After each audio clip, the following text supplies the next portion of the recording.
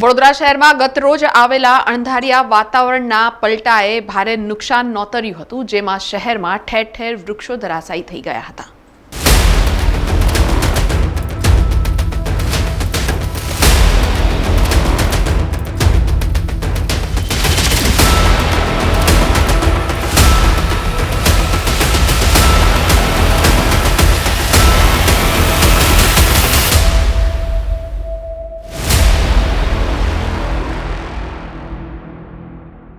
વડોદરા શહેરમાં ગતરોજ સાંજે ભારે વાવાઝોડું સાથે વરસાદ પડ્યો હતો, જેના પગલે ઠેર ઠેર વૃક્ષો ધરાશાયી થયા હતા. વૃક્ષો ધરાશાયી થવાના કારણે વાહન ચાલકો અટવાયા હતા. આ સાથે જ અનેક વિસ્તારોમાં વૃક્ષો ધરાશાયી થવાના કારણે વીજ પુરવઠો ખોરવાયો હતો. જ્યાં વડોદરા શહેરના પ્રતાપગંજ વિસ્તારમાં ઠેર ઠેર આશરે 15 જેટલા વૃક્ષો ધરાશાયી થતા સમગ્ર વિસ્તારમાં અંધારપટ છવાયો હતો.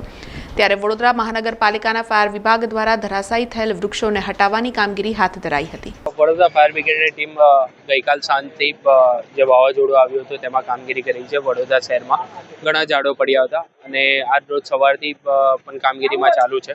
અને જે પ્રતાપગંજ વિસ્તાર છે તેમાં ગર્લ્સ હોસ્ટેલ પાસે એક ટ્રાન્સફોર્મર પર ઝાડ પડેલ હતું, તેની હમણાં હાલમાં કામગીરી ચાલુ છે. અને જે ક્રેન દ્વારા ટ્રાન્સફોર્મર હટાવવાનું હતું અને જે એક પેનલ બોર્ડ હતું તે હટાવવાની કામગીરી હાલમાં છે.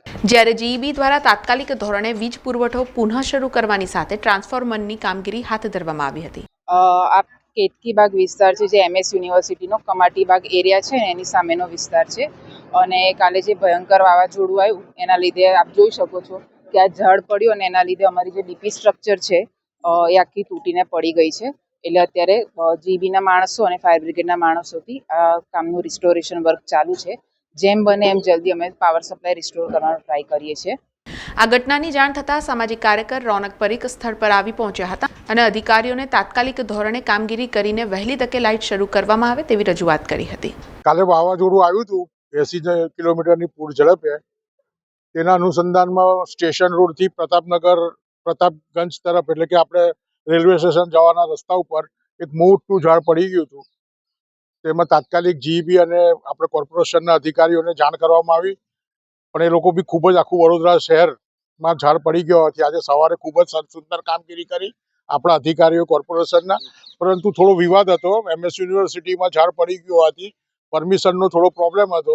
એટલે મેં તાત્કાલિક MS યુનિવર્સિટીના સત્તાધીશોને વાત કરી અને પ્રોબ્લેમ દૂર કર્યો અને જીઈબીને તરત બોલાવી અને આ કામગીરી પૂર્ણ કરવામાં આવી છે. અને વીજકુલ જે નથી પ્રતાપગંજ વિસ્તારમાં એ હમણાં વીજળી તત્વરી રીતે ચાલુ થશે. અને કોર્પોરેશનને ખૂબ જ સુંદર કામગીરી હતી, એ બદલ એમનો બી આભાર વ્યક્ત કરીએ છીએ. અને હમણાં લાઇટ ચાલુ કરી અને આપ જોઈ શકો છો કે બધા કોર્પોરેશનના અધિકારીઓ લાગેલા છે અને સદન ફાયર બ્રિગેડના અધિકારીઓ લાગેલા છે અને તરત જ કામ હમણાં પૂર્ણ કરી દેશે. સમાચારોના સતત અપડેટ માટે TNN ન્યૂઝને YouTube પર સબસ્ક્રાઇબ કરી બેલ આઇકોન પ્રેસ કરો અને અમારી સાથે જોડાયેલા રહો Facebook, Instagram અને Twitter ઉપર.